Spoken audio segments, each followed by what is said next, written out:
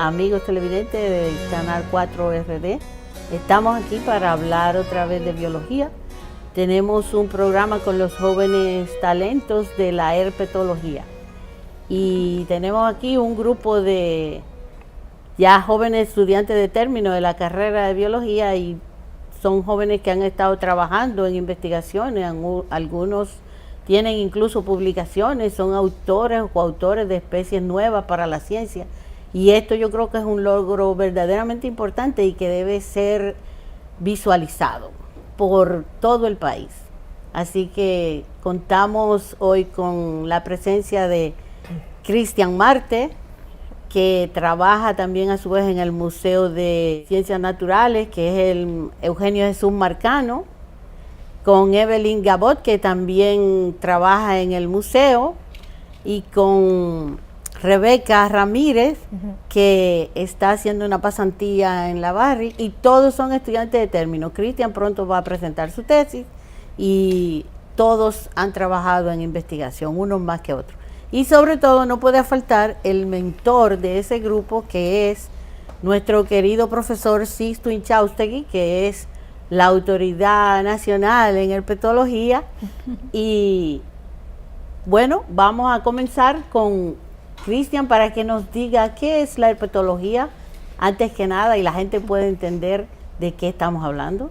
Bueno, sí, la herpetología básicamente y de manera general se trata del estudio de los anfibios y los reptiles. Eso básicamente es el nombre genérico que se le da al estudio que se realiza con ambos grupos. Muy bien. ¿Y qué tú crees? ¿Cómo ha sido el desarrollo de la herpetología aquí? ¿Por qué tanto interesa o es importante hablar de esta ciencia? Bueno, la herpetología es una rama de la biología muy importante. Sabemos que con anfibios, por ejemplo, en la actualidad se están realizando muchos trabajos de investigación relacionados a la salud de los ecosistemas o de los ambientes.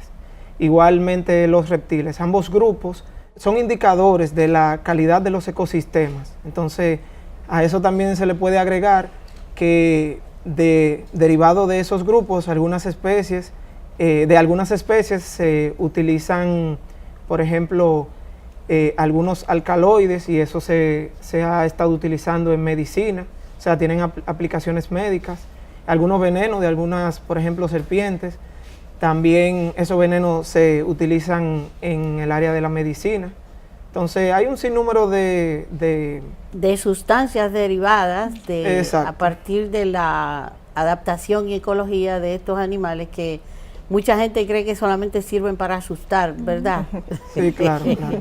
Así es. Y Evelyn, que también es una de las jóvenes científicas del museo, ¿en qué estás trabajando ahora? Bueno, ahora mismo estoy trabajando en mi tesis, estoy trabajando con lagartos verdes en el Jardín Botánico Nacional. Son 3 especies, 2 de estas endémicas y una introducida. Ya sabemos que las especies introducidas pueden causar mucho daño a la fauna local y la fauna endémica.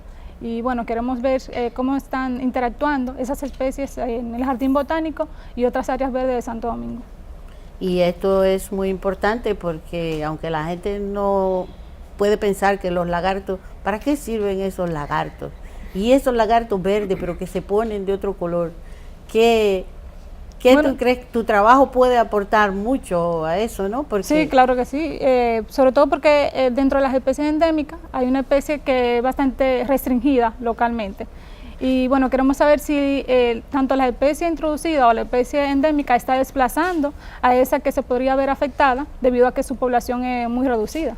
Entonces queremos ver sobre todo si las especies endémicas o la introducida se están hibridizando, que es una de las consecuencias donde habitan especies que son simpátricas y que son muy similares, pueden conllevar a una hibridación. ¿Qué es eso de simpátricas? Especies que se encuentran en un mismo hábitat. Ya estoy hablando en términos, ¿verdad? Especies que se encuentran en un mismo hábitat o habitan hábitats similares, se le llaman especies simpátricas. Suena interesante el trabajo. Vamos a seguir presentando y llegar el turno a Rebeca, que también está casi empezando la tesis. Sí. Bueno, yo voy a hacer una tesis en base a análisis acústico de un grupo ABOTI.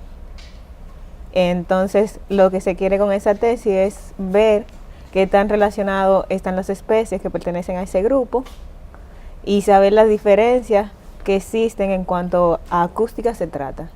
El grupo ABOTI, acústico, ¿qué es eso? ¿Una rana? ¿Un lagarto? ¿Una culebra? Bueno, primero lo que hay que hablar de la bioacústica. La acústica es muy importante a nivel de la identificación de una especie, ya que algunas especies emiten sonido, entonces estas permiten identificarse, ya sea yo soy el macho, estoy aquí, este es mi territorio, y entonces de esa forma pretendo que en los anfibios es muy importante, ya que eso te permite delimitar qué especie es esta y ver cómo ellas interactúan en su ecosistema, ver si hay una separación de su hábitat, cómo se comportan. Cómo se dividen el territorio. Y en cuanto a la reproducción también. Muy interesante, es increíble. Entonces, ahora quisiera dedicar un momento a el que ha sido el mentor de casi todos estos trabajos y el responsable de que hoy tengamos este programa con estos 3 jóvenes talentos de la herpetología. Hola, Sixto, ¿cómo estás? Muy bien, muchas gracias, Ángela, por invitarme a tu programa y con los jóvenes colegas. Es para mí de mucha satisfacción porque realmente ha tomado varias décadas a que despegue el interés de entre los estudiantes jóvenes por la herpetología. Pero ahora mismo se está dando una situación donde hay bastante interés. Y yo creo que es importante resaltar, por ejemplo, que tanto Christian como Evelyn han ido, entre otros lugares, a ser entrenados en Alemania. Es decir, que el interés, siempre ha habido históricamente un interés desde los europeos hasta los norteamericanos por la herpetología del Caribe insular y de la República Dominicana.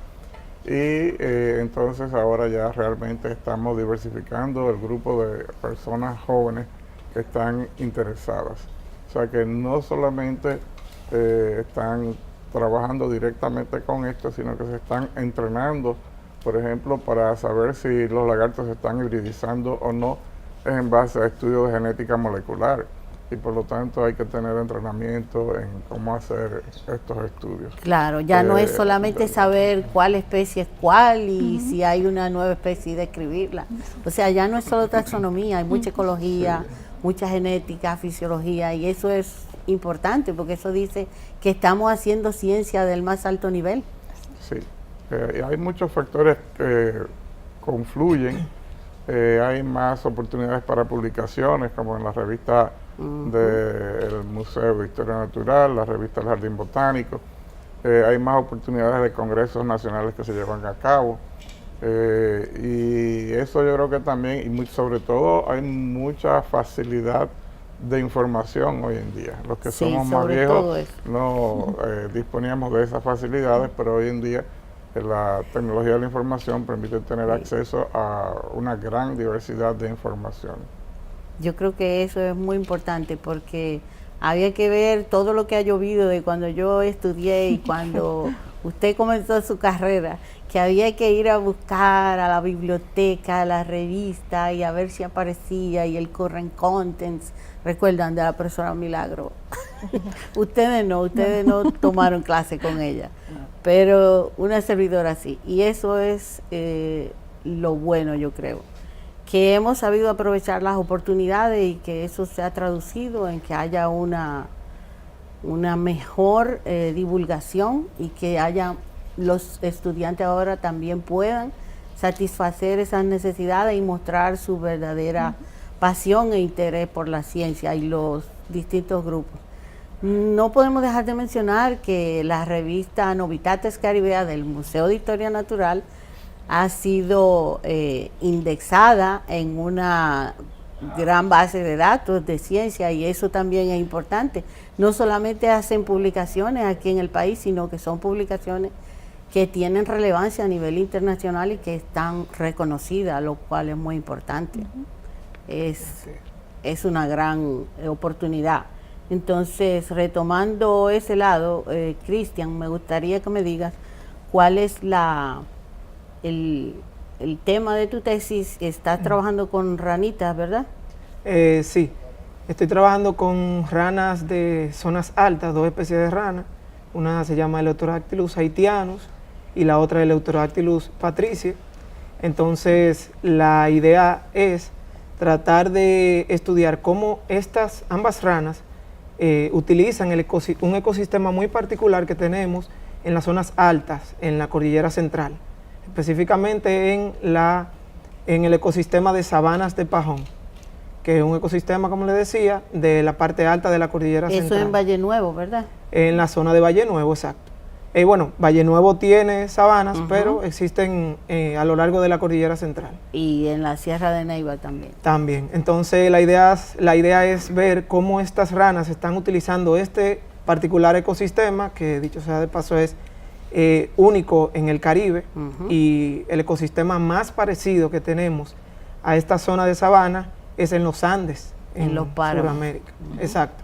Entonces, el ecosistema es realmente muy interesante y tratar de estudiar cómo ambas especies, que son las únicas que tienden a utilizar más este ecosistema, tratar de ver cómo es esa dinámica, cómo están realmente utilizando. ¿Cómo es utilizando ese ecosistema para que los televidentes se entiendan un poquito qué tan extremo es?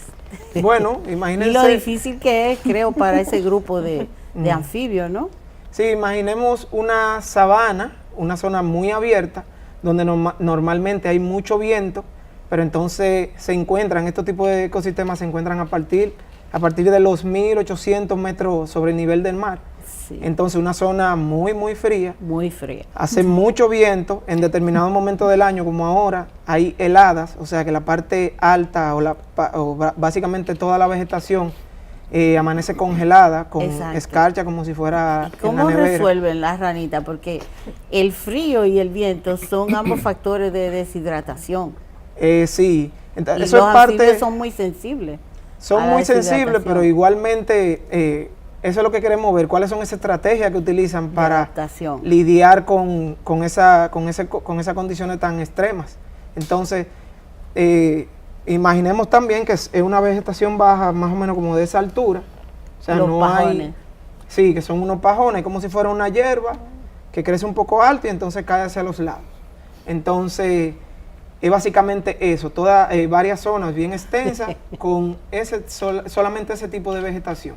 Entonces, eso es parte de lo que queremos saber, cómo es que estas especies están Y eso adaptando fue parte de un proyecto, ¿verdad?, del museo. Exacto. En combinación con 2 proyectos, tenemos ya como 6 años trabajando en la cordillera central, específicamente en estos ecosistemas.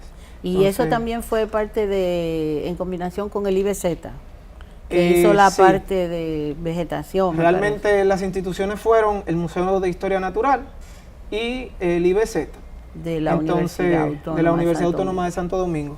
Y esto se realizó con fondo CID. Entonces todo eso son buenas noticias, porque claro, obviamente recordar a los televidentes que la biología solamente se estudia en la universidad estatal, que es la Universidad Autónoma de Santo Domingo, y ambas, el museo y el IBZ, son instituciones estatales también, puesto que, y el fondo CID es el fondo del Estado para la investigación y la innovación. Es importante, creo eso, que si ha habido también un desarrollo de la ciencia es porque han confluido, como bien dijo Sixto, todos estos factores, más la facilidad de la información provista por la tecnología de la información. Sí, así. Y eso creo que ha sido una fortuna, pero también ha sido por el esfuerzo de todas las generaciones involucradas en esto y la pasión por la ciencia que creo tenemos los dominicanos, y es bueno que lo digamos. Claro. ¿No cree eso, Evelyn? Y también que se vea la figura, ¿no?, presente de las estudiantes, la participación de la mujer en la ciencia. No olvidemos que esto es importante y es algo que también quiero que se vea en esta serie de programas, que estamos bastante a la par y cuidado. No, somos más, yo diría. Somos Que en la carrera hay más mujeres que porque hombres, se pensaba antes, estudiando se y pensaba que era una participando carrera, además. se pensaba que era una carrera para mujeres, simplemente. Entonces, Sí, es verdad. sí. Pero eso es bueno, porque da la oportunidad de traer la visión del mundo de las mujeres, que yo creo un poquito diferente a la de los hombres. Y eso yo creo que también es positivo. No porque querramos hacer divisiones artificiales, ni de género, ni de nada, pero es como científica, así lo veo, como los dicen los hechos, ¿no? Y las estadísticas. Que hay que entrar a un curso a la universidad. Exacto. Y tú entras y la gran mayoría son jóvenes ahora de género femenino.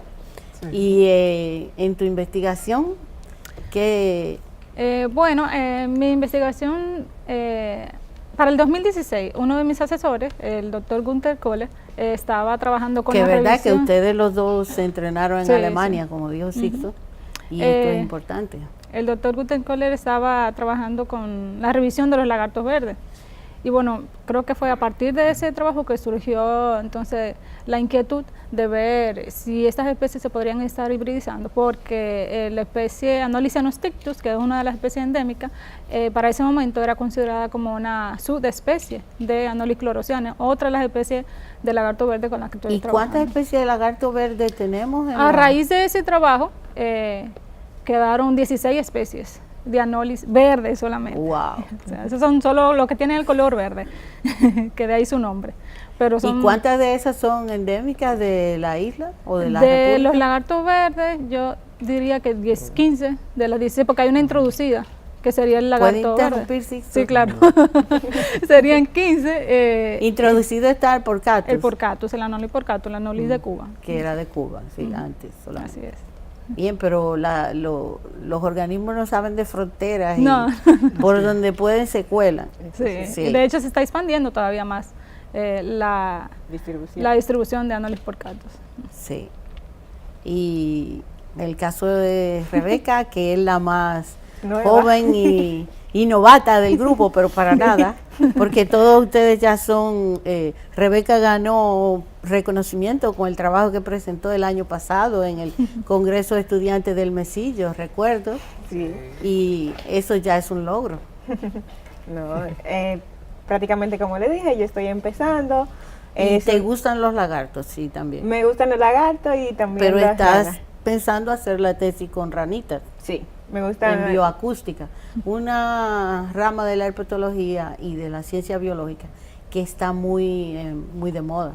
Hay un estudiante conozco que piensa hacer bioacústica con unos insectos, con una especie endémica de insectos.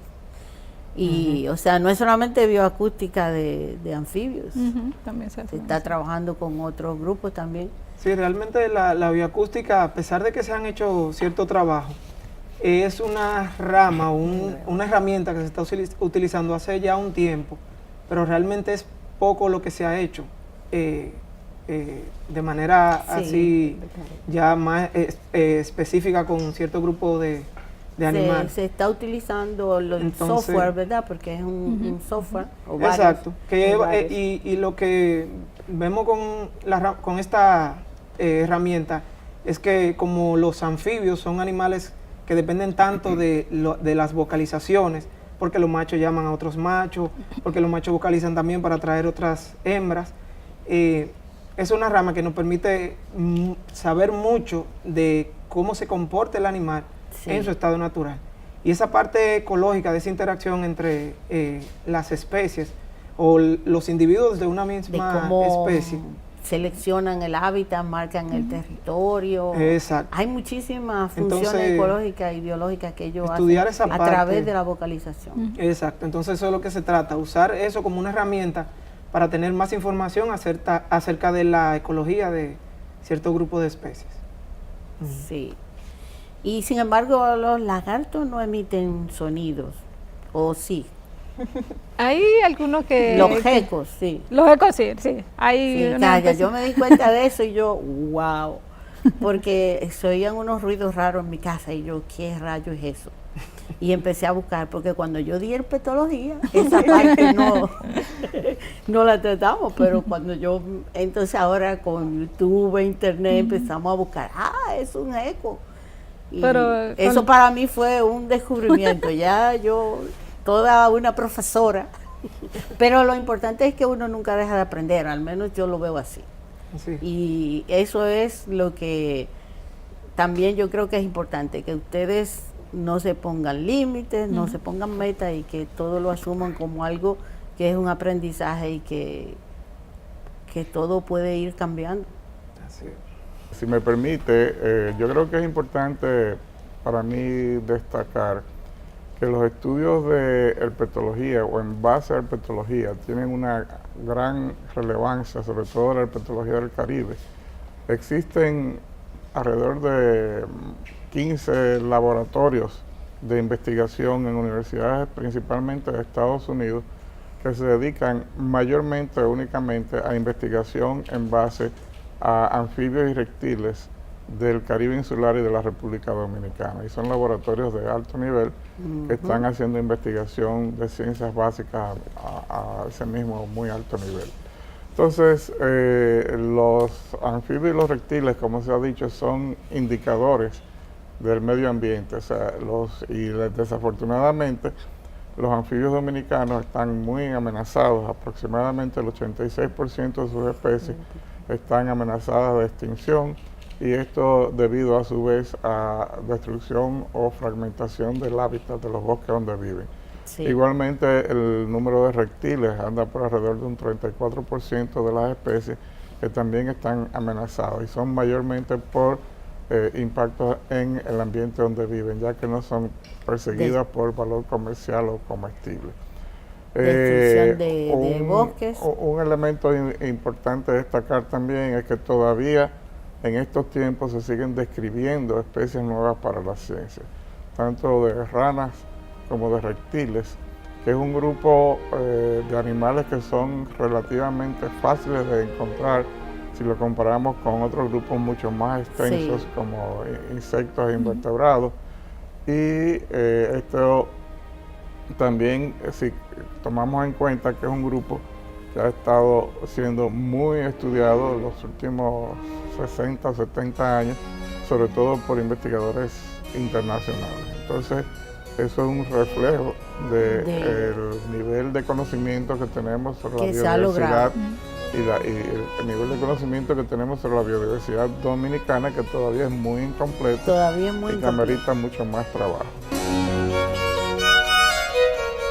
Seguimos aquí con los talentos de la herpetología y vamos a recomenzar con el mentor Sisto Inchautegui, para que nos refresque un poco la memoria de para qué sirven los lagartos y las ranitas, que la gente se pregunta, ¿y la salamanqueja? Bueno, esa es una pregunta natural, porque todos queremos saber para qué. Tenemos una visión a veces muy utilitaria del mundo que nos rodea. De la vida. Aunque se podría uno extender mucho en todo lo que se hace a nivel internacional, pero de manera muy específica en el medio ambiente nuestro, los anfibios y los reptiles prestan servicios ambientales o ecosistémicos de mucha importancia. Tanto los anfibios como los reptiles, sobre todo en el caso de reptiles lagartos, comen mayormente invertebrados e insectos y controlan estas poblaciones. La cantidad de insectos que se puede comer una sola rana es relativamente muy pequeño, pero la densidad de población en ambientes no perturbados drásticamente es muy alta. Existe una cantidad de miles de individuos por hectáreas y la acción conjunta de todos estos animales lleva a cabo un control importante de especies de invertebrados, incluyendo especies plagas para los cultivos e especies plagas para la salud humana, como son los mosquitos. Recientemente salió por las redes, se difundió un trabajo que hablaba de 5 grupos de animales que son prácticamente imprescindibles para la vida humana y entre esos 5 grupos de animales están las ranas. Hay a veces caricaturas para reflejarles a los estudiantes cómo sería el mundo sin ranas, y estaríamos viviendo en una nube de mosquitos, por ejemplo. Sí. Entonces, estos animales que aparentemente podrían no tener un valor directo para la persona o un impacto directo, sí tienen una función muy importante en cuanto a los servicios ecosistémicos que desempeñan. El control fundamentalmente de invertebrados, sirven además de alimentos a otros grupos, Sí. y en las cadenas tróficas alimenticias de los ecosistemas. Esa es una de las partes más importantes también, porque para las aves, para las mismas culebras, Sí. y es todo parte de la... Yo siempre le digo a los estudiantes que todo es importante, y que en la ecología no podemos hacer distinciones de cuál es más importante o qué, porque hay muchísimas cosas que ni siquiera sabemos ni entendemos todavía bien de cómo funcionan. Pero sobre todo hasta dentro de la casa se ve, por ejemplo, la salamanqueja, que la gente, ahora hay una que se nota más que es introducida o invasora, ¿verdad? Ese gecko que hablábamos que hace sonido, hasta ese es importante, porque come cucarachas y cualquier cantidad de cosas. Pero una cosa importante que se descubrió o que se reafirmó en un proyecto en el Parque Jaragua, por ejemplo, con la profesora Jacqueline Salazar, que se confirmó que la iguana también es dispersora de semillas. Ah, sí, eso sí, en el caso de, bueno, las iguanas del Caribe insular, el género Ciclura, o iguanas Sí. de las rocas, son de los vertebrados nativos de mayor tamaño que hay, y que generalmente habitantes mayormente de bosques secos se alimentan de flores, frutos, semillas, y son dispersores importantes frugívoros. de semillas en el bosque, sobre todo en el bosque, En el bosque seco. Y eso es muy importante porque también, igual que los murciélagos, que son después de las aves, o cuidado, sí, más que las aves, dispersores de semillas, las iguanas, incluso algunos lagartos, llegaron Sí. a encontrar lagartos con semillas de plantas en el estómago, y es increíble. Bueno, yo Nadie acabo- se va a esperar que un lagarto vaya, Como una pero semilla. sí. Pero más sorprendente todavía, aunque no aquí, acabo de leer un trabajo de la dispersión de semillas por las culebras cascabeles en los desiertos de Estados Unidos. Vaya. Que Esa uno sí menos, para mí menos era... esperaría que una culebra sirviera de dispersora de semillas. Porque son predadores la Exacto. mayoría de las culebras, ¿no? Entonces, eso es todavía más increíble. Por eso digo que muchas de las relaciones ecológicas en algunos hábitats ni siquiera entendemos ni nos imaginamos. Y a esas cosas como esa precisamente me refería. Entonces, es muy importante que la gente entienda que los anfibios y reptiles son fundamentales en los ecosistemas, no solamente como dispersores, sino como controladores de plagas, de otros animales, sino también por el papel que tienen de por sí, lo que hablaba Cristian ahorita, de los alcaloides que puede contener la piel de algunas ranitas, los venenos que por eso tienen colores tan llamativos. Entonces, toda esa parte de cómo, de todas las sustancias que pueden tener los animales y las plantas en su cuerpo, y la función de por qué lo almacenan o para qué, la mayoría ni siquiera sabemos, ni idea tenemos. Uno es para defensa, otro para... pero lo que eso desempeña en la cadena trófica y lo que eso genera en cuanto a relaciones con los demás animales, tiene posibilidades ilimitadas. ¿No es así, Christopher? Y las ranitas yo creo que tienen más diversidad química que los lagartos, ¿no? Yo diría que Sí, Sí. se ha estudiado mucho en Sudamérica, por ejemplo. Hay ya mucho trabajo relacionado a distintos usos con los alcaloides de diferentes especies de ranas. Que muchos de esos alcaloides provienen de los alimentos que ellas esta comen. ingieren. Ujú. Por eso puede variar Así de es. una zona a otra. Exacto. Sí, igual que las Y plantas. la- Depende de in- los nutrientes del suelo, también los alcaloides. Incluso la potencia de algunos alcaloides o de algunos venenos están relacionadas justamente a a grupos específicos de insectos, por ejemplo, que comen. Algunas que comen muchas termitas, por Exacto. ejemplo, segregan ciertos alcaloides por ese alimento. Así Las es. ranitas de aquí tienen mucho colorido. Sí, hay algunos. Bueno, la rana favorita de Sixto se Patricia. llama Eleutherodactylus patricia, que es una de las especies que yo trabajo Ah. en zonas altas, en la ¿Y de cordillera qué central. color? Tiene rojo, Rojo. tiene un rojo muy intenso en la parte interna de las patas, tiene un verde olivo, pero Wow. también hay como cambio en tonalidades, de verde, gris, negro en algunos casos, el rojo entre las piernas. Sí, hay varias ranas que son de muchos colores, porque por ejemplo el Eleutherodactylus audanti es muy polimórfica en color y tú encuentras animales con mucha variabilidad de color. Y la Vale. pulcri, que es La- amarilla, bueno, otra la ranita. sí, la pulcriniata, que es el híbrido rana arborícola amarilla, es muy bonita. Winlandi también, que es una ranita. El flavescens creo que amarillo También, también. muy Sí, realmente hay. O sea, tenemos especies de muchos diversidad de colores. sí. Ahora habrá que Sí. empezar a estudiar también Sí. si los colores responden a algo. Muy interesante. Yo Y creo los que lagartos no se quedan atrás, ¿verdad? Con los colores. Ah, sí, porque en los lagartos sería la coloración sería diferente porque se aprecia más en el saco gular, Sí. que es esa estructura. ¿Cómo es que le dice la gente al saco ocular? Saco gular o gaita también No, le en dicen. el campo, los campesinos, ¿cómo le En el dicen? campesino. Cuchilla, Ah. le llaman cuchilla,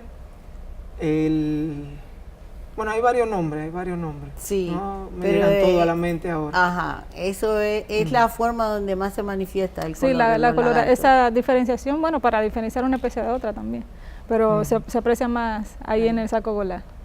Y también en el cuerpo en sí. Están los lagartos verdes, marrones, también están los leiocéfalos, que son otros lagartos. Sí, ¿cómo le dicen? Las ameibas Lagartijas. Lagartija de rabo levantado, sí, Ajá. con Le dicen la rana rizada. también a los cola lagartos. rizada. En algunos pueblos también le dicen rana a los lagartos. La Sí. rana Lucia. Y La marihuana rana de también. pico rojo a las Ajá. ameibas, que son parientes de los Yo leiocéfalos. creo que ya que se han mencionado los anolis, el grupo de lagartos que Evelyn acaba de mencionar, que mayormente viven en los árboles, es un grupo sumamente interesante e importante En el Caribe. porque su diversidad se ha comparado con la diversidad de las tortugas galápagos en las Islas Galápagos. Vaya. Y se han hecho muchos estudios, existe toda una escuela de investigación en base a este grupo de lagartos que tienen una distribución muy amplia por el continente americano, pero la mayor diversidad de especies se encuentra en el Caribe insular.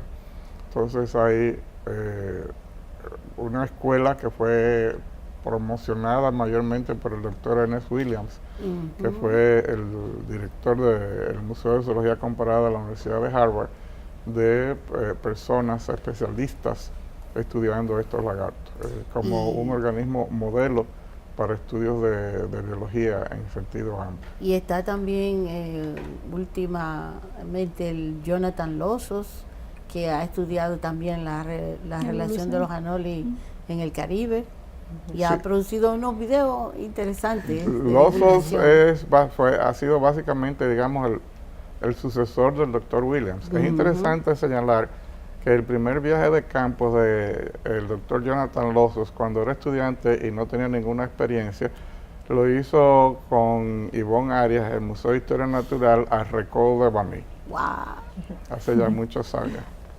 Ve, lo importante que es la República Dominicana y la española para el desarrollo de todos estos grupos taxonómicos, porque estamos en una posición importante en cuanto a la biogeografía y eso siempre tendremos esa particularidad en tantos grupos y de ahí la importancia de que haya tanto repunte en la investigación. Eso es buena noticia. Sí, Y Así como dice Sixto, esa parte de ese linaje y esa escuela. Entonces tenemos los estudiantes actuales, bueno, ya Exacto. no estudiantes, sino... ustedes son cuasi biólogos ya. Sí, no, y relacionado a lo que él mencionaba también anteriormente, de personas o encargados ya de laboratorios de universidades muy importantes, en los Estados Unidos, que provienen de ese mismo linaje, ya estudiantes del doctor Lozos. Entonces se encuentran actualmente haciendo trabajo de investigación, igualmente bajo la misma línea, relacionadas a esa parte, la cadena. A esa parte ecológica, ya ahora con cuestiones un poco más avanzadas relacionadas a la genética molecular y estudiando específicamente genes que se expresan de una manera en algunas especies, qué genes están relacionadas con el color, por ejemplo, y cosas así. ¿Y cómo ha seguido esa cadena y ha llegado, por ejemplo, donde ti, que ya eres coautor de 3 especies nuevas para la ciencia, Cristian? Sí, en conjunto con Sixto. Claro, siempre entramos de la mano de nuestros mentores. Sixto y otros colaboradores, igualmente, Luis Díaz, por ejemplo, Díaz, una parte importante, bueno, de todo un proyecto que se estuvo realizando aquí, pero sí ya han salido importantes trabajos relacionados a descripciones de especies de ranas, en este caso. Exacto. Sí. Y por ahí entonces, cuando decimos especie nueva, decimos publicación, porque hasta que no es oficializada la publicación, no es reconocida la especie. Así es. Entonces, es importante que lo conozcan y que lo escuchen los demás estudiantes que están viendo este programa, que lo que termina el ciclo del científico es la publicación, no es el título. Porque mire, ustedes ninguno tienen título, no se han graduado todavía, están en eso, pero lo importante es hacer escuela, hacer ciencia y que se haga de la manera adecuada, en compañía de los que, como el profesor Sixto, han llevado a ustedes, y este es el resultado, y eso es lo importante. Y se comienza en las asignaturas, como estoy yo tratando de hacer con mis estudiantes de ecología, que Cristian fue uno de ellos y en algún momento todos pasaron por mi mano. Sí. Esa es la importancia de los profesores y eso es lo que yo creo que debemos hacer. Debemos ayudar y facilitar que los estudiantes sigan en su camino y que lleguen a buen puerto, al buen puerto de la publicación, no solamente del título. Esto quiero recalcarlo porque a veces se piensa que tener el título de licenciado, el de la maestría, el del doctorado, no, lo importante es todo lo que vamos haciendo para llegar ahí. Así. Y que al final es lo que va a quedar, y eso es uno de los objetivos de estos programas. Así que felicidades al estudiante y al profesor, que allá ahora son colegas. Me gusta cómo él empezó, colegas. Eso mismo hago yo con los estudiantes míos, yo trato de que se sientan colegas, porque así es como yo creo que se puede lograr esto. Ahora, la otra parte que no podemos dejar es cómo conservar eso que hemos conseguido. Eso es importante. ¿Qué podemos hacer para la conservación, Evelyn? Bueno, seguir de la parte de seguir nosotros, investigando, seguir ¿verdad? generando. Siempre lo primero, porque si no sabemos algo, Exactamente. no podemos saber cómo se conserva. De nuestra parte, como investigadores, generar ese conocimiento. Exacto. Y otra parte, entonces, divulgar, como usted dice, publicar esa información que le llegue. Y tratar luego Bueno, esa información que generamos, llevarla a las autoridades que toman a las autoridades decisiones. que toman decisiones, Exacto. o sea, a los ministerios, al museo, a las universidades, a los medios de comunicación. Exacto. Y esto es lo que estamos haciendo con Canal 4 RD. Pero también algo que es importante y que es como lo está haciendo en parte lo que ustedes han hecho, ¿no? Llevar a las comunidades, Exacto. porque ustedes en el museo sobre todo se dan mini charlas y se hace el grupo de discusión Plagiodontia. Sí. Eso es parte de la divulgación, pero también de llevar a las comunidades, como hace el grupo Jaragua, que trabaja con las comunidades, y eso es otra vez cerrar el ciclo. ¿Para qué? Para que esa investigación que se hace se pueda llevar a la gente y hacer como hemos hecho, que nos dice que digan para qué sirven los lagartos y las ranitas. Pues sí, eso es parte de lo que hacemos también. Y si no hacemos esa parte, pues a veces no se ve ni la publicación, ni el trabajo que hay detrás, que es un trabajo arduo. La conservación siempre tiene un componente muy importante, una estrategia que se utiliza mucho, que es esa parte de la educación ambiental, como ustedes mencionaron anteriormente. Y yo diría que ese es uno de los puntos más importantes, que es esa parte de educar a la nueva generación acerca de la importancia de todo esto que estamos hablando. Sí. Porque muchas veces no empezamos desde la parte inicial, que es los niños, por ejemplo, que al final son los que se van a quedar aquí. Y que son los futuros herpetólogos.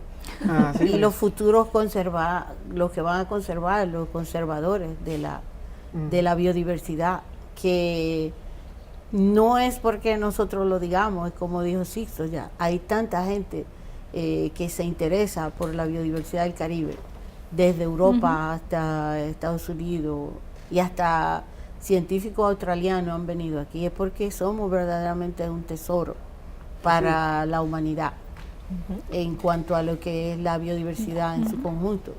Y no sabemos todo lo que puede salir de ahí, ¿verdad? En cuanto a uso. Claro. Así es. No, yo quería también resaltar con relación a los aportes de los estudiantes y de los jóvenes colegas, que nosotros ahora tenemos 3 eventos recurrentes en términos de congresos, porque una parte importante, así como la publicación de los resultados de una investigación, es la presentación en congresos. Y ahora mismo tenemos el CEICIT, que es el Congreso de Estudiantes en Ciencia y Tecnología, organizado por las universidades, y el MECIT. Tenemos el CIC, que es el Congreso Internacional de Ciencia, organizado por el MECIT. Y tenemos el Congreso de la Biodiversidad Caribeña, que es organizado en primera instancia por la Universidad Autónoma de Santo Domingo. Y si uno ve los libros de resúmenes de presentaciones de los últimos años, podemos ver que hay un porcentaje muy importante de las presentaciones que se han hecho en cada uno de estos 3 congresos por estudiantes de biología de la Universidad Autónoma de Santo Domingo. También han participado estudiantes de Ecología y Ambiente de la Pontificia Universidad Católica, Madre y Maestra, las otras universidades. Y de otras universidades. Pero es muy importante la participación que han tenido y que están teniendo los estudiantes de biología en estos 3 congresos que se llevan de manera recurrente. Eso es lo que tratamos de hacer, y yo siempre se lo recuerdo. El de estudiantes ahora en marzo, el del MECIT internacionales en junio, y la otra que también es un espacio que no podemos olvidar es el de la jornada científica de la Dirección de Investigaciones Científicas de la UAS, que es en noviembre. Sí. Y esas son las metas que yo le pongo a mis estudiantes. Su trabajo es para presentar. Entonces, así creo que comenzaron todos, presentando trabajos que se hacen en las asignaturas, en herpetología, en ecología, y creo que se ha ido poniendo de moda, y es algo que yo creo que también ha ayudado, porque eso ayuda a quitar el miedo, y se ve que no hay que ir a Valle Nuevo, a la sabana de Pajón de Neiva, no, podemos ir al Iberoamericano, que está allí mismo, cerca de la universidad, al Parque Mirador, al mismo campus de la UAS, al mismo campus de la universidad, de la UNFU, como hizo Rebeca en su trabajo que fue premiado, o porque no todos tenemos la oportunidad de hacer eso, o entramos por el zoológico como entró Evelyn, o al museo. Mientras llegamos ahí tenemos que entrenarnos como científicos, y lo podemos hacer a partir de ahí. Vamos ya a ir despidiendo esta nueva oportunidad, y quisiéramos, si alguno quiere decir algo sobre su carrera. Una recomendación a la nueva generación.